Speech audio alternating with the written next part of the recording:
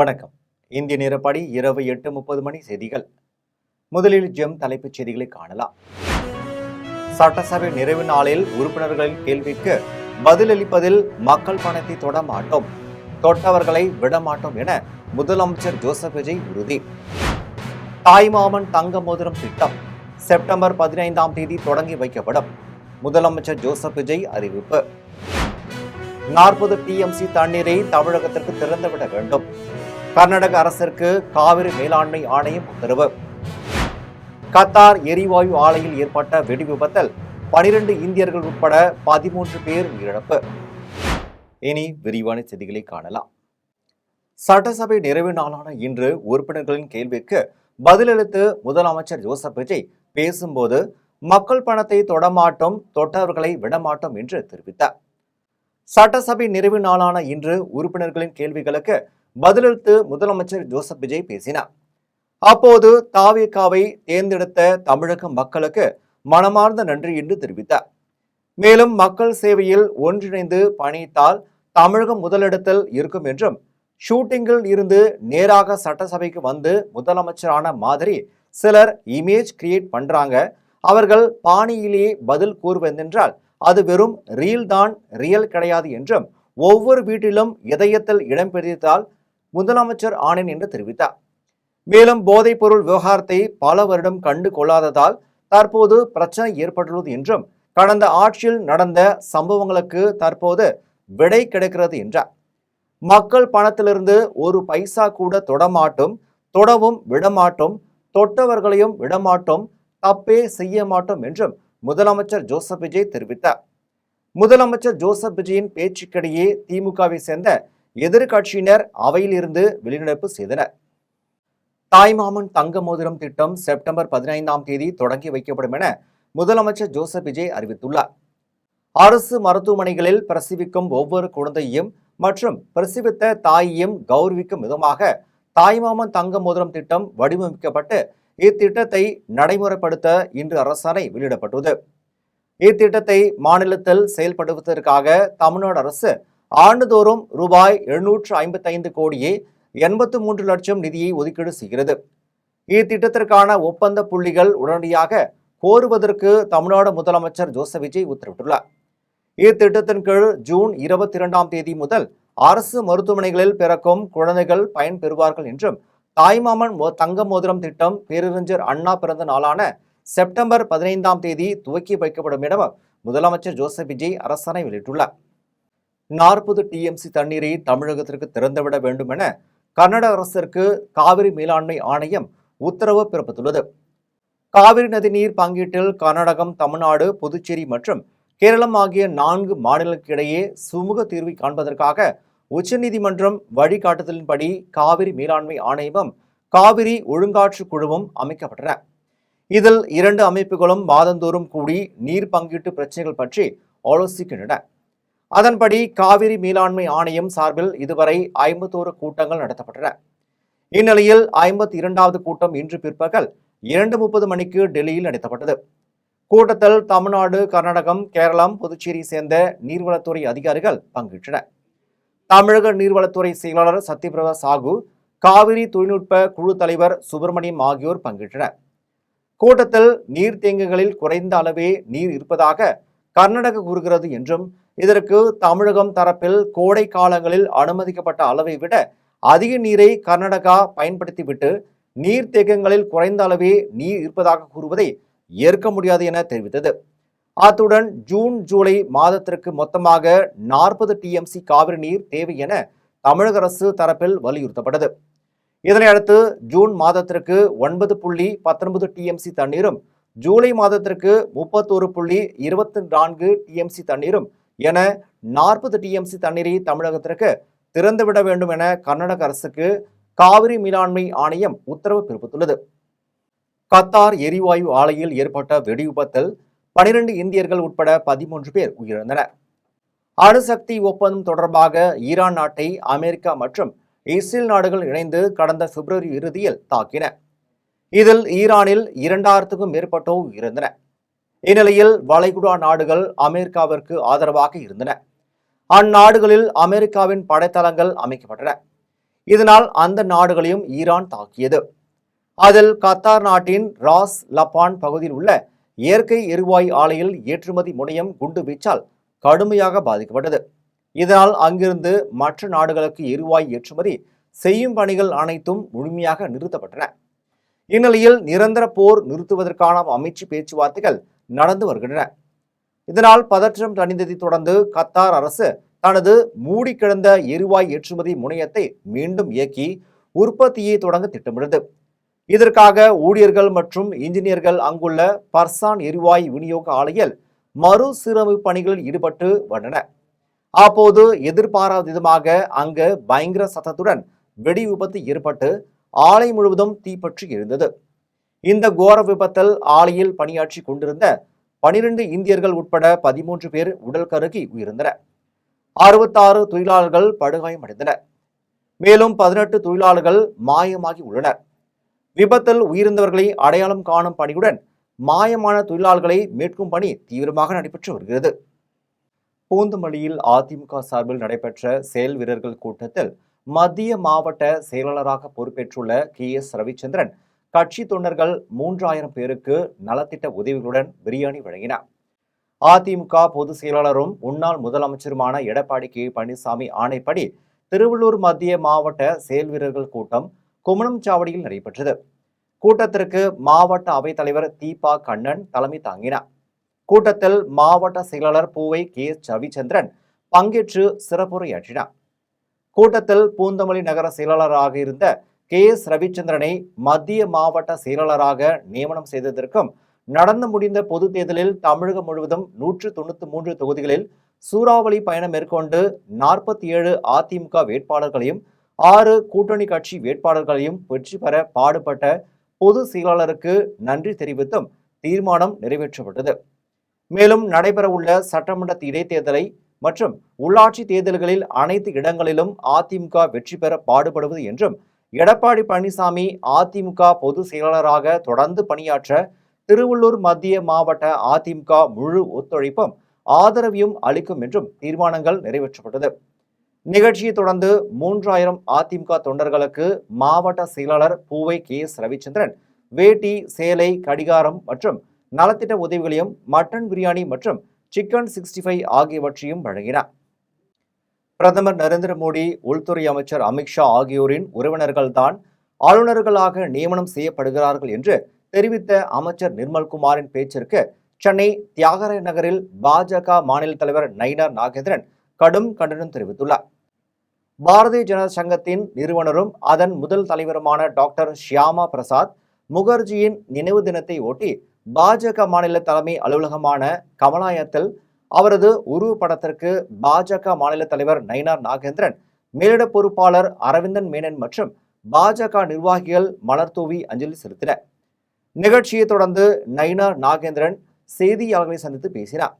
அப்போது பிரதமர் நரேந்திர மோடி மற்றும் மத்திய உள்துறை அமைச்சர் அமித்ஷாவின் உறவினர்கள் தான் ஆளுநராக நியமனம் செய்யப்படுகிறார்கள் என்று தெரிவித்த அமைச்சர் நிர்மல்குமாரின் குற்றச்சாட்டுக்கு பதிலளித்த நயினார் நாகேந்திரன், நிர்மல்குமார் சட்டம் படித்து இருக்கிறாரா என்பது எனக்கு தெரியவில்லை. திருப்பரங்குன்றம் விவகாரத்தில் நீதிபதி உத்தரவை கூட நிறைவேற்ற முடியாது என சொன்னால் அவர் அமைச்சராக நீட்டிக்க தகுதி இல்லாதவர் என்றும், தமிழக வெற்றி கழகம் போன்ற சாதாரண கட்சி அல்ல பாஜக எனவும் தெரிவித்தார். மேலும் சட்டமன்றத்தில் அதிகமாக பேசுபவர் முதலமைச்சர் தான் எனவும், சினிமாவில் நடிப்பதை போன்றே சட்டமன்றத்தில் முதலமைச்சர் இருக்கிறார் எனவும், முதலமைச்சர் தனது தகுதியை அறிந்து சட்டமன்றத்தில் மரபோடு நடக்க வேண்டும் என்றும் பாஜக மாநில தலைவர் நயினார் நாகேந்திரன் தெரிவித்தார். நிர்மல்குமாரை பொறுத்த மட்டிலும் அவர் சட்டம் படித்திருக்கிறாரா இல்லையான்னு எனக்கு தெரியல.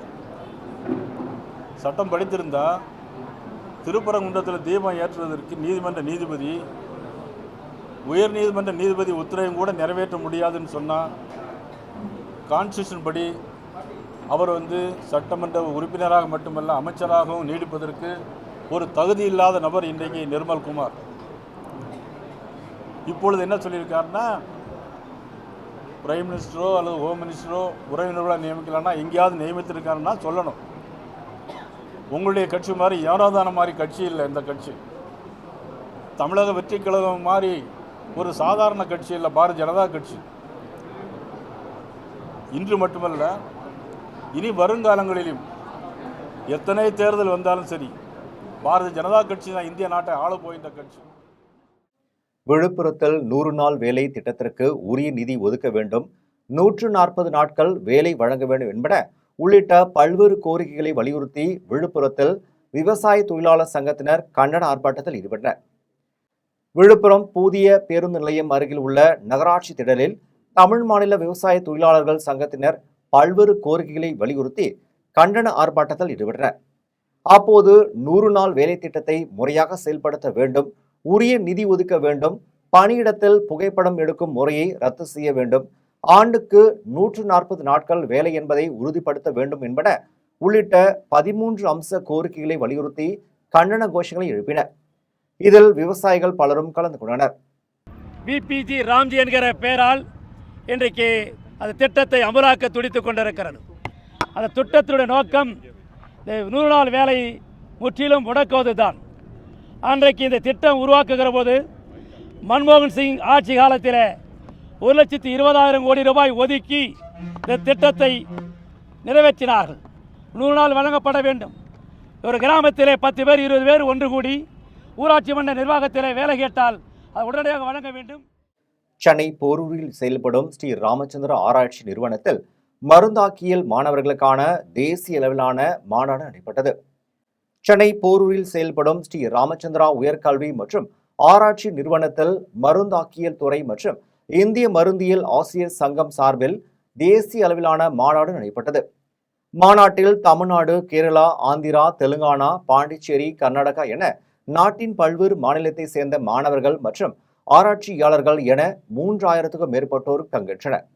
மாநாட்டில் பங்கேற்றவர்கள் ஆராய்ச்சி மற்றும் பகுப்பாய்வு துறையின் முன்னேற்றம், மருத்துவ உபகரண பாதுகாப்பு, கண்காணிப்பு நடைமுறைகள் குறித்த கருத்துக்களை பகிர்ந்து கொண்டனர். மேலும் மாநாட்டில் மருந்தியல் துறையின் 400 புதிய கண்டுபிடிப்புகளுக்கான சுவரொட்டிகள் வெளியிடப்பட்டது. மாநாட்டில் கருப்பு கவுனி, காட்டு யானம் மற்றும் மூங்கில் அரிசியில் இருந்து வைட்டமின் மருந்துகள், வெந்தயம், சதாவரி போன்ற தாவரங்களிலிருந்தும் கேன்சர் உள்ளிட்ட நோய்களுக்கான எதிர்ப்பு சக்தி மருந்துகளின் ஆய்வு சுவரொட்டிகள் காட்சிப்படுத்தப்பட்டது. பதவியேற்பு விழா நடந்திருக்காது என்றும் அதற்கு மாறாக குடியரசுத் தலைவர் ஆட்சி தமிழகத்தில் நடைமுறைக்கு வந்திருக்கும் என்று சென்னை தியாகராய நகரில் கூட்டணி ஆட்சி குறித்து பேசிய முதலமைச்சர் ஜோசப் விஜயின் கருத்திற்கு கம்யூனிஸ்ட் கட்சியின் மாநில செயலாளர் சண்முகம் விளக்கம் அளித்தார். சென்னை தியாகராய நகரில் உள்ள மார்க்சிஸ்ட் கம்யூனிஸ்ட் கட்சி அலுவலகத்தில் சாதி ஆணவ படுகொலை தடுக்க நீதிபதி KN பாஷா ஆணையத்திற்கு பரிந்துரைக்க தமிழ்நாடு தீண்டாமை ஒழிப்பு முன்னணி சார்பில் வடிவமைக்கப்பட்டுள்ள மாதிரி சட்ட முன் வடிவை மார்க்சிஸ்ட் கம்யூனிஸ்ட் கட்சியின் மாநில செயலாளர் சண்முகம் வெளியிட்டார். நிகழ்ச்சியை தொடர்ந்து மாநில செயலாளர் சண்முகம் செய்தியாளர்களை சந்தித்து பேசினார். அப்போது கவின் சாதிய படுகொலையை பிறகு அப்போதைய முதலமைச்சர் MK ஸ்டாலினை நான், முத்தரசன், திருமாவளவன் ஆகியோர் நேரில் சந்தித்து சாதிய படுகொலைக்கு எதிராக தனி சட்டம் உருவாக்க வேண்டுமென வலியுறுத்தினோம் என்றும் அதனைத் தொடர்ந்து ஓய்வு பெற்ற நீதிபதி KN பாஷா தலைமையில் ஆணையம் ஒன்றை அமைத்தார் என்றும் சாதிய ஆணவ படுகொலைகளை தடுக்க உருவாக்கப்பட்ட நீதிபதி KN பாஷா ஆணையத்திற்கு தமிழ்நாடு தீண்டாமை ஒழிப்பு முன்னணி சார்பில் பரிந்துரை செய்யப்பட உள்ளது என்றும் தெரிவித்தார். மேலும் நாங்கள் தமிழக வெற்றி கழகத்துக்கு அன்றைய சூழலில் மே 8, 9ஆம் தேதிகளில் ஆதரவு அளிக்காமல் போயிருந்தால் மே 10ஆம் தேதி பதவியேற்பு விழா நடந்திருக்காது என்றும் அதற்கு மாறாக 10ஆம் தேதிக்கு பிறகு எப்போது வேண்டுமானாலும் குடியரசுத் தலைவர் ஆட்சி தமிழகத்தில் நடைமுறைக்கு வந்திருக்கும் என்றார். கூட்டணி ஆட்சி குறித்து பேசிய முதலமைச்சர் ஜோசப் விஜயின் கருத்திற்கு மார்க்சிஸ்ட் கம்யூனிஸ்ட் கட்சியின் மாநில செயலாளர் சண்முகம் விளக்கம் அளித்தார். இந்த நோக்கம் ஏற்கனவே நீண்ட காலமாக மார்க்சிஸ்ட் கம்யூனிஸ்ட் கட்சியும் தமிழ்நாடு தீண்டாமை ஒழிப்பு முன்னணியும் கௌரவ கொலைகளை தடுப்பதற்கு, சாதி ஆணவ கொலைகளை தடுப்பதற்கு தனிச்சட்டம் வேண்டும் என்பதற்கான கோரிக்கையை நீண்ட காலமாக நாங்கள் வற்புறுத்தி வருகிறோம். அதிமுக ஆட்சி காலத்திலும் வற்புறுத்தியிருக்கிறோம், திமுக ஆட்சி காலத்திலும் வற்புறுத்தியிருக்கிறோம். அந்த மாதிரியான ஒரு சட்டமே, ஏனென்றால் அதிமுக ஆட்சி காலத்தில் அப்படி ஒரு சட்டமே தேவையில்லை. ஏன் தேவையில்லை என்று சொன்னால், இங்கே ஆணவ கொலைகள் என்பதே நடப்பதில்லை என்றுதான் திரு O. பன்னீர்செல்வம் அவர்கள் சட்டமன்றத்தில் குறிப்பிட்டார்கள். ஏனென்றால் ஆணவ கொலை என்று FIRல எங்கேயும் குறிப்பிடப்படுவதில்லை. அதனால் எங்கேயுமே வழக்கு அந்த மாதிரி பதிவு செய்யாதனால அப்படி ஒரு கொலையை, அப்படி ஒரு குற்றமே நிகழவில்லை என்று சட்டமன்றத்திலேயே O. பன்னீர்செல்வம் அவர்கள் அன்றைக்கு அதிமுக ஆட்சி காலத்தில் சட்டமன்றத்தில் பதிலளித்தார். முதலமைச்சர் ஜோசப் விஜய் பிறந்தநாளை முன்னிட்டு பெரியபாளையம் அருகே தாமரைப்பாக்கத்தில் அரசு பள்ளி மாணவர்கள் 150க்கும் மேற்பட்டோருக்கு தாவேகா சார்பில் கல்வி உபகரணங்களுடன் அறுசுவை பிரியாணி வழங்கப்பட்டது. தமிழக முதலமைச்சர் ஜோசப் விஜயின் 52வது பிறந்தநாள் விழாவை தமிழகம் முழுவதும் தமிழக வெற்றி கழகத்தினர் கேக் வெட்டி பொதுமக்களுக்கு இனிப்புகளுடன் நலத்திட்ட உதவிகளை வழங்கி கொண்டாடி வருகின்றனர்.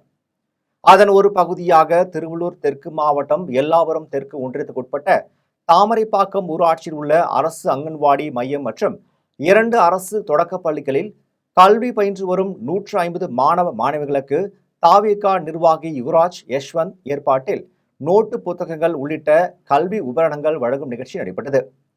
நிகழ்ச்சியில் சிறப்பு அழைப்பாளர்களாக மாவட்ட பொருளாளர் சாம், மாவட்ட மாணவர் அணி அமைப்பாளர் சித்தார்த், எல்லாபுரம் தெற்கு ஒன்றிய செயலாளர் வில்சன் ஆகியோர் கலந்து கொண்டு மாணவ மாணவிகளுக்கு நோட்டு புத்தகம் உள்ளிட்ட கல்வி உபகரணங்களை வழங்கினார். மேலும் பொதுமக்களுக்கு நலத்திட்ட உதவிகளுடன் மதிய வேளையில் அறுசுவை பிரியாணி வழங்கினர். இதில் தாவேகா நிர்வாகிகள், தொண்டர்கள் உட்பட பொதுமக்கள் பலரும் கலந்து கொண்டனர். குடியாத்தம் தாவேகா சார்பில் முதலமைச்சர் ஜோசப் விஜய் பிறந்தநாளை முன்னிட்டு இஸ்லாமியர்கள் கேக் வெட்டி கொண்டாடினர். வேலூர் மாவட்டம் குடியாத்தம் தாவேகா சார்பில் தமிழக முதலமைச்சர் ஜோசப் விஜய் பிறந்தநாளை ஒட்டி குடியாத்தம் 34வது வார்டில் உள்ள ஜோகி மடம் பகுதியில் கொண்டாடப்பட்ட விழாவில் தாவேகா நகர செயலாளர் இளங்கோ கலந்து கொண்டு கேக் வெட்டி பொதுமக்களுக்கு இனிப்புகளை வழங்கினார். மேலும் இஸ்லாமியர் சிறார்களுக்கு கல்வி உபகரணங்கள் மற்றும் ஏழை எளியோர்களுக்கு நலத்திட்ட உதவிகளை வழங்கினார். இதில் 34வது வார்டு கிளை செயலாளர் பூவரசன், இணை செயலாளர் அக்பர், தாவேகா நிர்வாகி முகமது முஜப்பர் உட்பட பலரும் கலந்து கொண்டனர். குடியாத்தம் தமிழக வெற்றி கழகம் சார்பில் முதலமைச்சர் ஜோசப் விஜய் பிறந்தநாளை முன்னிட்டு ஏழை எளியோர்களுக்கு பிரியாணி வழங்கப்பட்டது. வேலூர் மாவட்ட தாவேகா சார்பில் தமிழக முதலமைச்சர் ஜோசப் விஜய் பிறந்தநாளை ஒட்டி குடியாத்தம் புதிய பேருந்து நிலையம் அருகில் பிரியாணி வழங்கும் நிகழ்ச்சி தொகுதி செயலாளர் இளங்கோ தலைமையில் நடைபெற்றது. நிகழ்ச்சியில் வேலூர் மாவட்ட தாவேகா செயலாளர் வேல்முருகன் கலந்து கொண்டு 500க்கும் மேற்பட்டோருக்கு சிக்கன் பிரியாணி வழங்கினார். அதனைத் தொடர்ந்து அரசு தலைமை மருத்துவமனையில் பிறந்த 5 குழந்தைகளுக்கு தங்க மோதிரங்கள் மற்றும் கொலுசுகள் அணிவித்தனர். இதில் மாவட்ட செயற்குழு உறுப்பினர்கள் அழகப்பன், அரி, மாவட்ட மாணவரணி அமைப்பாளர் ஆத்மகுமார் உள்ளிட்ட தாவேகா நிர்வாகிகள் பலரும் கலந்து கொண்டனர். காட்டு மன்னார் கோவிலில் தோழா பிரதர்ஸ் மற்றும் மணல்மேடு சங்கர் அறக்கட்டளை சார்பில் மாவட்ட அளவிலான 2ஆம் ஆண்டு கிரிக்கெட் போட்டி நடைபெற்றது. கடலூர் மாவட்டம் காட்டு மன்னார் கோவில் பேரூராட்சிக்குட்பட்ட மானாந்தெருவில் தோழா பிரதர்ஸ் மற்றும் மணல்மேடு சங்கர் அறக்கட்டளை சார்பில் மாவட்ட அளவிலான கிரிக்கெட் போட்டி நடைபெற்றது. போட்டியை காட்டு மன்னார் கோவில் சட்டமன்ற உறுப்பினர் LB ஜோதிமணி தொடங்கி வைத்தார். போட்டியில் வெற்றி பெற்ற அணிகளுக்கான பரிசளிப்பு விழா நடைபெற்றது. இதில் விடுதலை சிறுத்தைகள் கட்சியின் மாவட்ட செயலாளர் மணவாளன், மாவட்ட துணை செயலாளர் சக்திவேல் ராவணன், தர்மசக்தி சேனை அறக்கட்டளை நிறுவனர் சிற்பி பரமகுரு சம்புவர், விடுதலை சிறுத்தைகள் கட்சியின் நகர செயலாளர் மகேந்திரன், பொருளாளர் தண்டபாணி உள்ளிட்டோர் கலந்து கொண்டு வெற்றி பெற்றவர்களுக்கு பரிசுகளை வழங்கினர். இதில் சுதர்சன பாபு, அலெக்சாண்டர், அன்பு, ராஜேஷ், பாரதி ராஜா, அருண்குமார், வீரமணி, விஜய் உட்பட பலரும் கலந்து கொண்டனர். கண்டிகைப்பேர் பகுதியில் இறால் பதப்படுத்தும் தொழிற்சாலையில் அமோனியா வாயு கசிவால் உயிரிழந்த 4 பெண் தொழிலாளர்களின் உடல்கள் இண்டிகோ விமானம் மூலம் சொந்த ஊரான புவனேஸ்வருக்கு அனுப்புவதற்கான நடவடிக்கைகளை திருவள்ளூர் மாவட்ட நிர்வாகம் ஏற்பாடு செய்துள்ளது. பெரியபாளையம் அடுத்த கண்டிகைப்பேர் பகுதியில் இறால் பதப்படுத்தும் தொழிற்சாலையில் ஏற்பட்ட அமோனியா வாயு கசிவால் இதுவரை 9 பேர் உயிர்ந்த நிலையில் திருவள்ளூர் அரசு மருத்துவக் கல்லூரி மருத்துவமனையில் பிரேத பரிசோதனை செய்யப்பட்டு எம்ஃபார்மிங் முடிக்கப்பட்ட பின்னர் ஒடிசா மாநிலத்தை சேர்ந்த ஜுமானி ஜுவாங்கா, பில்மோனி ஜுவாங்கா, ஷிபானி ஜுவாங்கா, சம்பாபாதி ஜுவாங்கா ஆகிய 4 பேரின் உடல்களை ஒடிசா மாநில தொழிலாளர்கள் நலத்துறை அதிகாரி சௌமியா நிரஞ்சனிடம் திருவள்ளூர் வருவாய் கோட்டாட்சியர் ரவிச்சந்திரன் ஒப்படைத்தார். இந்த உடல்கள் சென்னை கீழ்ப்பாக்கம் பகுதியில் உடல்கள் பதப்படுத்தப்படும் தனியார் மையத்திற்கு ஆம்புலன்ஸ் மூலம் அனுப்பி வைக்கப்பட்டு இண்டிகோ விமானம் மூலம் சொந்த ஊரான புவனேஸ்வருக்கு அனுப்புவதற்கான நடவடிக்கைகளை திருவள்ளூர் மாவட்ட நிர்வாகம் ஏற்பாடு செய்துள்ளது. அமோனியா வாயு கசிவால் ஏற்பட்ட விபத்தில் ஆலை உரிமையாளர் உட்பட 3 வரை மருத்துவ பரிசோதனை மேற்கொள்ளப்பட்டதை அடுத்து காவல்துறையினர் நீதிமன்றத்தில் ஆஜர்படுத்தி புழல் சிறையில் அடைத்தனர். பெரியபாளையம் அடுத்த கன்னிகைப்பேரில் செயல்படும் தனியார் இறால் பதப்படுத்தும் தொழிற்சாலையில் தொழிலாளர்கள் உயிரிழந்த சம்பவம் தொடர்பாக கிராம நிர்வாக அலுவலர் சிவசங்கர் பெரியபாளையம் காவல் நிலையத்தில் புகார் அளித்தார். அதில் அமோனியா கேஸ் டேங்க் சரியாக பராமரிக்கப்படாமலும் தொழிற்சாலைக்கு உள்ளேயே தொழிலாளர்களை தங்க வைத்து உயிரிழப்பு ஏற்படவும் காயம் ஏற்படவும் காரணமாக இருந்த உரிமையாளர் மற்றும் மனிதவள மேலாளர் உள்ளிட்ட மற்றும் பலர் மீது நடவடிக்கை எடுக்குமாறு குறிப்பிட்டிருந்தார். புகாரின் அடிப்படையில் காவல்துறையினர் 125A மற்றும் 105A BNS ஆகிய 2 பிரிவுகளில் வழக்கு பதிவு செய்தனர். இது தொடர்பாக இறால் பதப்படுத்தும் தொழிற்சாலை உரிமையாளர் தண்டையார்பேட்டையை சேர்ந்த ஜோசப் மோகன், ராயபுரத்தை சேர்ந்த ஜோசப் ஜெகன், பெருங்குடியை சேர்ந்த மேலாளர் டேனியல் ஆகிய 3 காவல்துறையினர் கைது செய்து திருவள்ளூர் அரசு மருத்துவமனையில் மருத்துவ பரிசோதனை மேற்கொள்ளப்பட்டதை அடுத்து ஊத்துக்கோட்டை நீதிமன்றத்தில் ஆஜர்படுத்தி புழல் சிறையில் அடைத்தனர். முதலமைச்சர் ஜோசப் விஜய் பிறந்தநாளையொட்டி பொள்ளாச்சியில் நடைபெற்ற இரத்த தான முகாமில் கிரிக்கெட் போட்டி உள்ளிட்ட பல்வேறு நிகழ்ச்சிகள் 1 வார காலத்திற்கு நடைபெறும் என்று தாவேகா நிர்வாகி ஜி. ராமநாதன் தெரிவித்தார். தமிழகம் முழுவதும் முதலமைச்சர் ஜோசப் விஜயின் பிறந்தநாளை முன்னிட்டு தாவேகா நிர்வாகிகள் மற்றும் தொண்டர்கள் கொண்டாடி வருவதுடன் நலத்திட்ட உதவிகளை வழங்கி வருகிறார்கள். அதன் ஒரு பகுதியாக பொள்ளாச்சியில் தமிழக வெற்றி கழக நிர்வாகி ஜி. ராமநாதன் தலைமையில் பாலக்காடு சாலையில் உள்ள தனியார் மண்டபத்தில் இலவச மருத்துவ முகாம் நடைபெற்றது. முகாமில் பங்கேற்ற 200க்கும் மேற்பட்டோரில் 50 பேர் இரத்த தானம் வழங்கினர். அவர்களுக்கு சான்றிதழ் வழங்கப்பட்டது. நிகழ்ச்சியில் பேசிய தாவேகா நிர்வாகி ஜி. ராமநாதன், தமிழக முதலமைச்சர் பிறந்தநாளை ஒட்டி கிரிக்கெட் போட்டி உள்ளிட்ட பல்வேறு நிகழ்ச்சிகள் 1 வாரம் நடத்தப்படுவதாக தெரிவித்தார். மத்திய பாஜக அரசின் இந்தி திணிப்பை எதிர்த்து சென்னை சைதாப்பேட்டையில் திமுக மாணவர் அணியினர் பெருந்தல் ஆர்ப்பாட்டத்தில் ஈடுபட்டனர். சென்னை சைதாப்பேட்டையில் கலைஞர் நூற்றாண்டு பொன் விழா வளைவில் அருகில் இந்தியையும் சமஸ்கிருதத்தையும் மறைமுகமாக திணிக்கும் மத்திய அரசை கண்டித்து திமுக மாணவர் அணியின் மாநில செயலாளர் வீரமணி தலைமையிலும் திமுக அமைப்பு செயலாளர் RS பாரதி, முன்னாள் அமைச்சர் மா. சுப்பிரமணியன், துணை அமைப்பு செயலாளர் தாயகம் கவி ஆகியோர் முன்னிலையிலும் திமுக மாணவர் அணியினர் பெரும் திரள் ஆர்ப்பாட்டத்தில் ஈடுபட்டனர். ஆர்ப்பாட்டத்தில் சிறப்பு அழைப்பாளராக திமுக துணை பொதுச் செயலாளர் ராசா கலந்து கொண்டு மத்திய அரசின் இந்தி திணிப்பிற்கு கண்டன உரையாற்றினார். ஆர்ப்பாட்டத்தில் 2000க்கும் மேற்பட்ட மாணவர்கள் கலந்து கொண்டு தமிழ் தீ பரவட்டும் என்ற வாசகங்கள் அடங்கிய பதாகைகளை கையில் ஏந்தியபடி நீட் தேர்வை ரத்து செய்ய வேண்டும் என வலியுறுத்தினர். மேலும் கல்வி நிலையங்களில் மாணவர்களுக்கு தவறான முன் உதாரணங்களை செய்து வரும் தாவேகாவினருக்கு எதிராகவும் கண்டன கோஷங்களை எழுப்பினர். போரூர் அருகே தனியார் பள்ளியில் பெயிண்டிங் வேலை செய்தபோது 4வது மாடியிலிருந்து கீழே விழுந்த பெயிண்டர் உயிர்ந்த சம்பவம் குறித்து காவல்துறையினர் விசாரணை மேற்கொண்டனர். போரூர் அடுத்த முகலிவாக்கம் பகுதியில் செயல்படும் தனியார் பள்ளியின் 4வது மாடியில் ராஜ் என்பவர் தொங்கி கயிற்றில் பெயிண்டிங் வேலையில் ஈடுபட்டார். தொங்கிய கயிற்றை 4வது மாடியிலிருந்து மதுரவாயிலை சேர்ந்த பெயிண்டர் கோவில்ராஜ் என்பவர் பிடித்துக் கொண்டிருந்தார். இந்நிலையில் திடீரென நிலை தடுமாறி கோவில்ராஜ் கீழே விழுந்ததில் பலத்த காயமடைந்து மயங்கினார். ராஜ் கீழே விழுந்து லேசான காயங்களுடன் உயிர் தப்பினார். உடனே பள்ளி நிர்வாகத்தினர் கோவில்ராஜை மீட்டு அருகில் உள்ள தனியார் மருத்துவமனைக்கு கொண்டு சென்றனர். அங்கு பரிசோதித்த மருத்துவர்கள் அவர் வரும் வழியிலேயே உயிரிழந்ததாக தெரிவித்தனர். இது குறித்து தகவல் அறிந்த மௌலிவாக்கம் காவல்துறையினர் கோவில்ராஜ் உடலை மீட்டு பிரேத பரிசோதனைக்காக அனுப்பி வைத்தனர். மேலும் வழக்கு பதிவு செய்து விசாரணை மேற்கொண்டனர். இதனிடையே பல்வி நிர்வாகத்தின் அலட்சியத்தின் காரணமாகவே பெயிண்டர் கோவில்ராஜ் உயிரிழந்தார் என கூறி உறவினர்கள் பள்ளியை முற்றுகிட்டு ஆர்ப்பாட்டத்தில் ஈடுபட்டனர். இதனையடுத்து விரைந்து வந்த மௌலிவாக்கம் காவல்துறையினர் ஆர்ப்பாட்டத்தில் ஈடுபட்டவர்களும் பேச்சுவார்த்தையில் ஈடுபட்டனர். அப்போது உரிய நடவடிக்கை எடுப்பதாக காவல்துறையினர் தெரிவித்ததை அடுத்து அனைவரும் கலந்து சென்றனர். காட்டுமன்னார் கோவில் உள்ளிட்ட பல்வேறு பகுதிகளில் நடைபெற்ற தமிழக முதலமைச்சர் ஜோசப் விஜய் பிறந்தநாளை விழாவில் நலத்திட்ட உதவிகளை வழங்கப்பட்டது. கடலூர் மாவட்டம் காட்டுமன்னார் கோவில் ஸ்ரீ முஷ்ணம் பகுதியில் தமிழக முதலமைச்சர் ஜோசப் விஜய் பிறந்தநாள் விழா கொண்டாடப்பட்டது. ஸ்ரீ முஷ்ணத்தில் நடைபெற்ற விழாவில் அனைத்து வார்டுகளிலும் வார்டு செயலாளர்களின் வீடுகளில் முன்பு தாவேகா கொடி ஏற்றப்பட்டது. அதைத் தொடர்ந்து திருமுட்டம் பூவராக சுவாமி திருக்கோவில் அருகே கடலூர் தெற்கு மாவட்ட செயலாளர் சீனிவாசன் ஆலோசனை பேரில் நலத்திட்ட உதவிகள் வழங்கும் நிகழ்ச்சி நகர தாவேகா செயலாளர் திருமுட்டம் சீனு அரவிந்த் தலைமையில் நடைபெற்றது. நிகழ்ச்சியில் சிறப்பு விருந்தினராக MS கந்தசாமி கலந்து கொண்டு தூய்மை பணியாளர்களுக்கு சேலைகளையும் பொதுமக்களுக்கு மரக்கன்றுகள் உள்ளிட்ட நலத்திட்ட உதவிகளுடன் அன்னதானம் வழங்கினார். இதில் லயன் சங்க கனகதாரன், நகர நிர்வாகிகள் பூவரக மூர்த்தி மற்றும் லயன் செந்தில்குமார், செந்தூர பாண்டியன், ஒன்றிய நிர்வாகிகள் பாண்டியன், மகேந்திரன், கதிரேசன், சவுந்தரராஜன், பாலச்சந்தர், விக்னேஷ், பிரகாஷ், வேலுமணி, பிரபாகரன் மற்றும் விஜயகுமார், பிரபாகரன், பைந்தமிழன், கிரீசிங், சபரி, ஸ்ரீகாந்த், ஜெயன் உட்பட தாவேகா நிர்வாகிகள் பலரும் கலந்து கொண்டனர். கோவையில் புதைக்கப்பட்ட மீன் வியாபாரியின் உடலில் இருந்த ரூபாய் 4 லட்சம் மதிப்பிலான நகையை திருடி சென்ற 3 பேரை காவல்துறையினர் தேடி வருகின்றனர்.